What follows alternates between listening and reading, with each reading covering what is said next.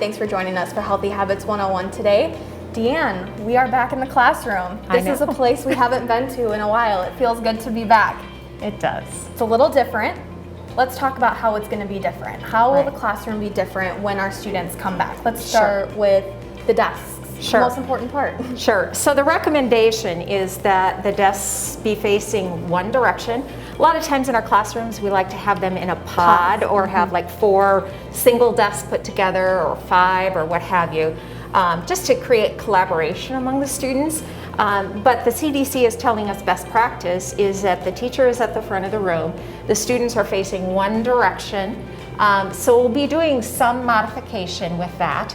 Now keep in mind, this is what's known as a kidney table in the shape sort of a half moon. We're going to do this to the extent that we can, but we have to be able to adjust in our classroom. Sometimes all we have in a classroom or what the teacher preferred was tables to create that collaboration and that kind of thing. So, seating should be on one side, facing one direction, so you don't have students, talking directly to each other and across the way from one another. So we'll be doing this to the extent possible, and we want to remind people that there is not every single precaution measure can't be done all of the time, but every time we can do that, we will and we must. It's a great way for us to just change our thinking, even though maybe not every classroom is going to be able to be 6 feet apart with their students. Maybe they can be 5 feet, and when they can be 6, they will be. Absolutely. And so that's something we have to remember. Absolutely. Let's go to another part of the classroom. What's another big touch point? Okay, one of the key places obviously is door handles. We know that students have to come in and out of the classroom sometimes multiple times a day. Absolutely. Again, we're going to try to reduce the amount of transitioning that's happening in the school day for students to the extent possible.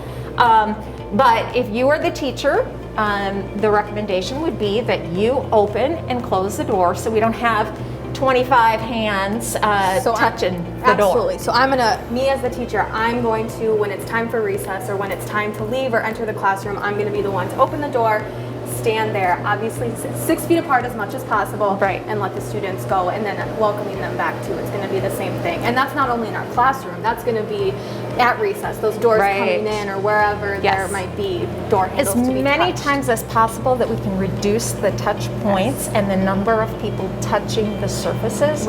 That's what we're hearing is best practice. So, if we're just coming back from lunch right now, you as a teacher, the door would be open. You as a teacher then would say, yep, everybody's back in the class.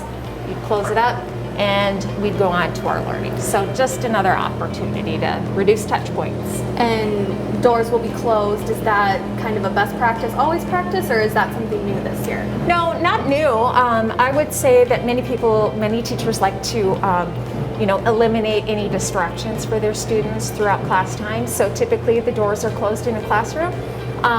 Certainly some teachers may have a different preference for that, but if that door needs to be opened or closed, when possible, the teacher would do it. Doesn't mean that a student isn't able to touch the door by any means.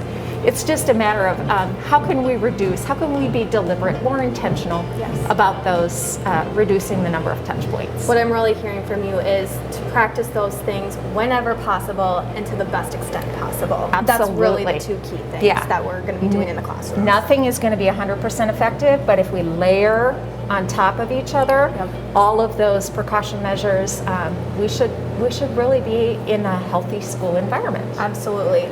I'm looking at this classroom, and another thing that comes to mind is supplies. What about supplies? Well, how many times does somebody say, I can't find my black marker? Does somebody have a black marker I could borrow? I see glue, and I'm thinking the sharing of the glue. That kind of thing.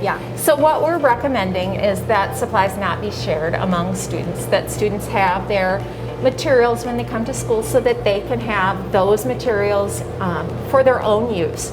So in places like the art room and things like that where we've been used to freely exchanging items and sharing and that kind of thing, there'll be a greater push. Again, doesn't mean a student's not going to pick up somebody else's marker, but to the extent possible, we're going to be encouraging that students have the materials that are necessary for that learning, and then that they manage and maintain those materials so that they have them when they need them. Absolutely. And we don't have to do too much of the sharing back and forth. So it's kind of a hard thing to, I mean, we talk about sharing all the time in elementary schools, so it's a little hard to say, hey, don't share. Right.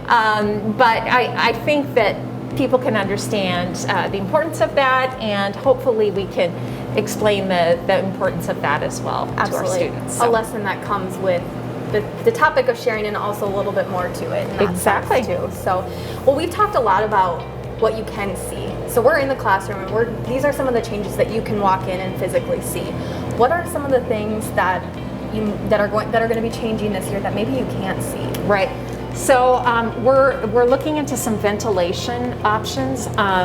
For one, we'll be starting our ventilation systems up a couple of hours before students and staff arrive. We were pretty frugal with those ventilation systems over time, because we're trying to save energy and save on the cost of heating or cooling buildings when no one was in them. Right. That was an effort that really worked and had a great impact, and maybe someday we can quickly go back to that, where we're being cost efficient. Now the focus at the time is really getting the ventilation systems up and running a little sooner so that we can clear the air before the staff and the students arrive, and have that ventilation system working throughout. And then it will continue a little later after the students leave, again, so we can have that exchange of air and make sure that our environments are healthy. We're also increasing the quality of the air filtration system that we have, and so still kind of looking into some other new technologies that are out there, and possibly being able to utilize those as well down the line. So none of this work happens overnight. Right. I guess we can turn the air on a little, quicker. That's That happens overnight. Yeah. So we'll be doing those things. But for people who say, "Gosh, I don't see too many changes around," that's when you're not going to notice. Is big change, but not as noticeable. Exactly. But really, still does important. make a difference. Yeah, still absolutely. Important. You bet. So we're talking about changes. Anything else I'm forgetting that are big this year that are different than last year?